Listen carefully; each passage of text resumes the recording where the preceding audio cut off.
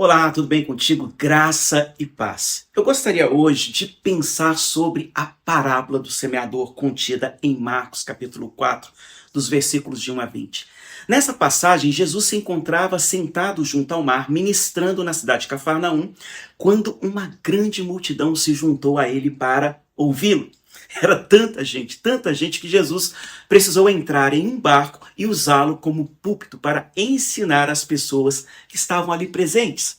Essa passagem também mostra uma mudança na maneira sobre como Jesus vai ensinar as pessoas. Esta é a primeira vez, o primeiro registro bíblico que temos em que ele fará uso de parábolas para ensinar as verdades espirituais. Isso fica registrado tanto aqui quanto em Mateus capítulo 13 e Lucas capítulo 8. Todos sabem, queridos, que uma parábola é uma pequena história que transmite uma lição de cunho moral, ético ou religioso. Ela pega eventos comuns e cotidianos da vida para ilustrar verdades espirituais. Inclusive, quando Jesus foi questionado pelos discípulos sobre o porquê do uso de parábolas, ele simplesmente respondeu: a vós vos é dado saber os mistérios do reino de Deus, mas aos que estão de fora todas estas coisas se dizem por parábolas, para que, vendo, vejam e não percebam, e ouvindo, ouçam e não entendam, para que não se convertam e lhes sejam perdoados os pecados. Os versos de 11 a 12. Jesus nos mostra aqui que usou parábolas para revelar sua verdade a todos que estavam abertos ao que Deus estava dizendo e esconder esta mesma verdade daqueles que tinham o coração infelizmente endurecido e fechado para as coisas de Deus. Não era que Jesus estivesse intencionalmente tentando enviar as pessoas para o inferno. Não é nada disso. Ele estava apenas dando a elas o que elas queriam. Elas tinham ouvido a verdade pregada e a rejeitaram. Ao explicar esta parábola, Jesus nos diz o que cada elemento dela significa. Ele nos diz que o semeador é aquele que semeia a palavra de Deus. O semeador aqui pode ser o Espírito Santo de Deus, um pregador, um professor, um pequeno folheto, evangelístico, um testemunho individual e uma pessoa comum, como eu e você, apregoando a palavra de Deus. A semente é o evangelho da graça, são as boas novas que Jesus veio trazer a este mundo. Ele oferece salvação plena e gratuita a todos que o recebem em seu coração por meio da fé. Notem que Jesus não precisou fazer nada ou ficar inventando coisas mirabolantes, modismos para que as pessoas acreditassem nele. Ele fez o plantio da maneira mais antiga e eficaz que se conhece. A semente aqui não possui nenhuma adição especial. Ela não precisou ser alterada com o uso de agrotóxicos, como nós vemos aí normalmente, Nessa parábola, o problema não está relacionado à semente. O problema aqui era o tipo de solo onde elas foram semeadas. O solo é a ênfase principal da parábola. O solo aqui representa o coração ou a mente da pessoa que ouve o evangelho. Nós sabemos que cada indivíduo recebe a palavra de maneira diferente. Alguns rejeitam, alguns tratam como loucura, outros não acreditam. Todavia, existem também aqueles que recebem de bom grado. E de forma muito prática e objetiva, à medida que avançamos por esses versículos, eu gostaria muito que você se examinasse, fizesse uma anamnese sincera de que tipo de solo você representa aqui. Vamos considerar as mentes que aqui são reveladas enquanto pensamos juntos. O primeiro solo mencionado por Jesus é o solo em que a semente caiu à beira do caminho. Lá no versículo 15, diz o seguinte, olha: e os que estão junto do caminho são aqueles em quem a palavra é semeada, mas, tendo a eles ouvido, vem logo Satanás e tira a palavra que foi semeada nos seus corações. A semente à beira do caminho, em primeiro lugar, simboliza a mente fechada, aquele coração impenetrável, sabe? E eu quero contar uma ilustração aqui. Você alguma vez já passou por uma trilha? Você percebeu como o solo da trilha vai ficando duro e compactado à medida que as pessoas, animais e veículos passam sobre ela?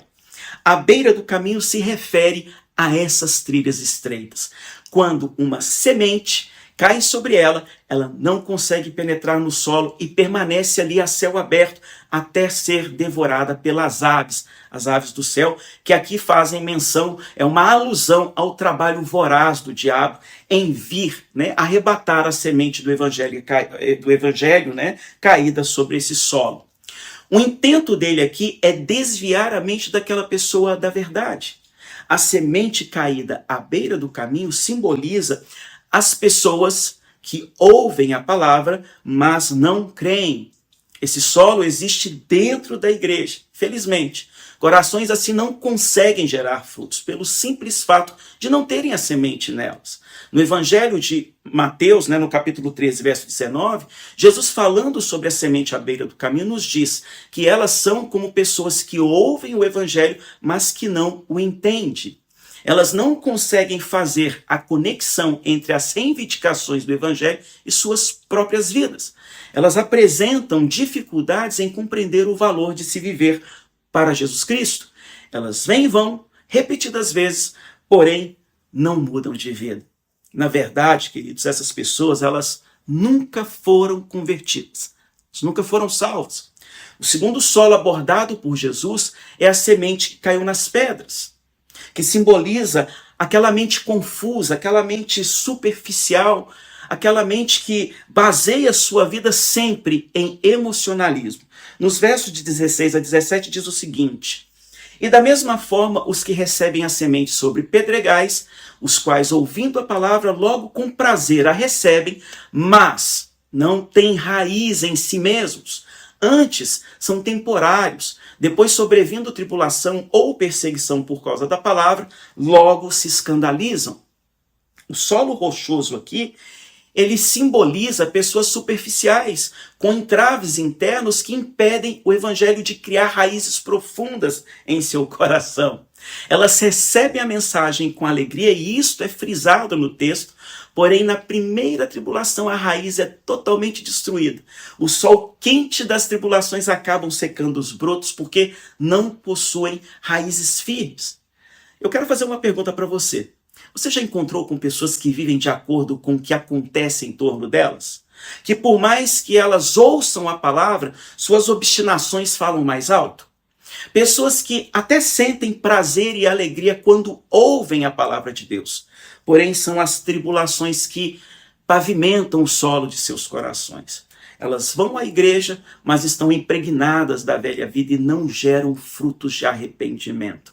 Na verdade, à luz do texto, à luz da palavra, essas pessoas também nunca foram convertidas, nunca foram salvas.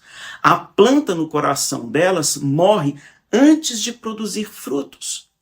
Corações duros como pedra geralmente possuem um desejo intenso de sempre serem bajuladas, preenchidas com autoajuda e palavras que não as confrontem. Servir a Deus na mente delas significa satisfazer seus próprios interesses e devaneios.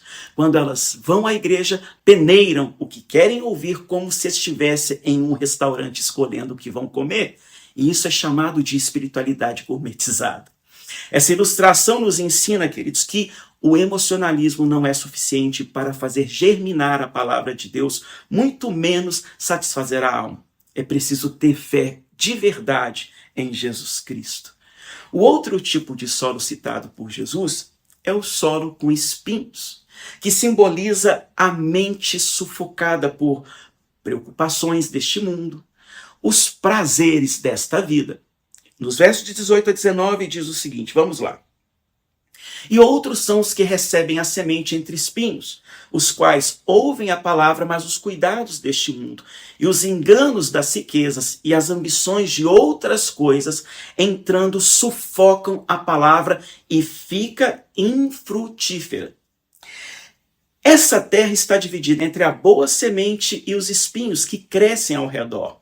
Enquanto na terra rochosa há pedras demais que impedem a raiz de se aprofundar, aqui nesse caso há problemas externos que impedem, asfixiam e estrangulam a planta antes que ela possa frutificar. Esse solo representa as pessoas que ouvem a palavra, mas quando chegam as preocupações desta vida, o engano das riquezas e os anseios que saciam seus prazeres egoístas, a palavra é sufocada, tornando-se infrutífera. O solo com espinhos simboliza pessoas que possuem um coração dividido entre o mundo, seus prazeres e o reino de Deus. Quanto mais presente o mundo estiver no coração, quanto mais alto a natureza pecaminosa gritar, menos oxigênio sobrará para que a semente plantada floresça e frutifique nos corações. Com relação a todos os solos citados até aqui, a palavra é uma só, 2 Timóteo 4, de 3 a 5, que diz: porque virá tempo em que não suportarão a sã doutrina, mas tendo coceira nos ouvidos, amontoarão para si doutores conforme suas próprias concupiscências, e desviarão os ouvidos da verdade, voltando às fábulas. Mas tu, Timóteo, no caso, sê sóbrio em tudo, sofre as aflições, faz a obra de um evangelista, cumpre o teu ministério. Deus nos chama para sermos sóbrios, enfrentarmos de frente nossas aflições, fazer a obra com diligência, com prazer e não por obrigação. Nós somos chamados para cumprir o ministério que o Senhor nos deu. Vemos aqui que, claramente, em todos esses solos, a semente era boa, não é verdade? Mas o solo não estava preparado para recebê-la. O quarto solo apresentado por Jesus é o sonho de todo aquele que semeia a semente. É o solo fértil, que aqui faz uma alusão às pessoas que ouviram a palavra de Deus, receberam-na com fé, com coração sincero e produzem frutos totalmente visíveis. No verso 20 diz o seguinte, vamos lá? E estes são os que foram semeadas em boa terra, todos que ouvem a palavra e a recebem e dão fruto, 30 e outros 60 e outros 100. Esta é uma imagem do coração que foi arado profundamente pela palavra de Deus e cultivado pela obra convincente do Espírito Santo.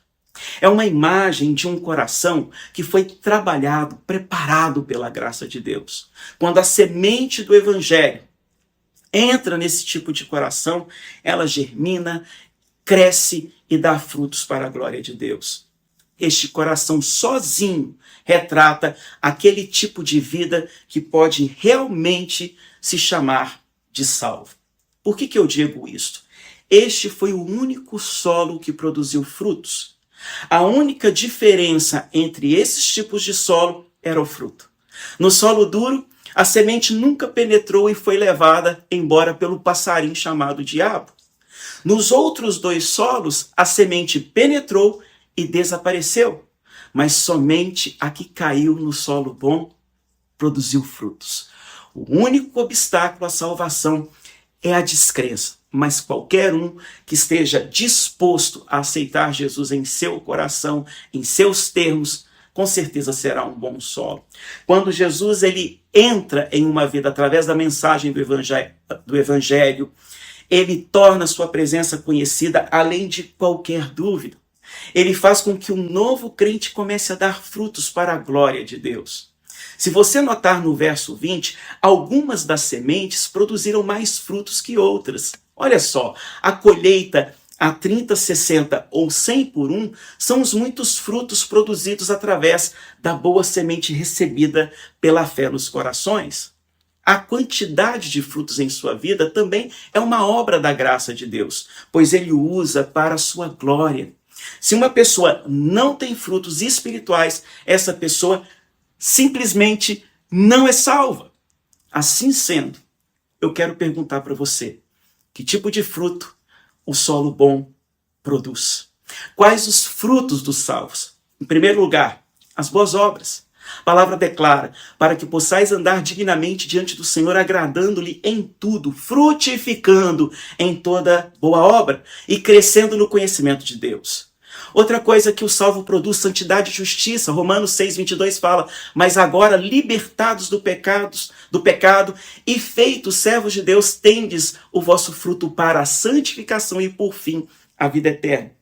Filipenses capítulo 11, cheios dos frutos de justiça que são por Jesus Cristo para a glória e louvor de Deus. O salvo produz espiritualidade genuína. Em Gálatas capítulo 5, 22 a 23, declara: mas o fruto do Espírito é amor, gozo, paz, longanimidade, benignidade, bondade, fé e mansidão, e temperança. Contra essas coisas não há lei.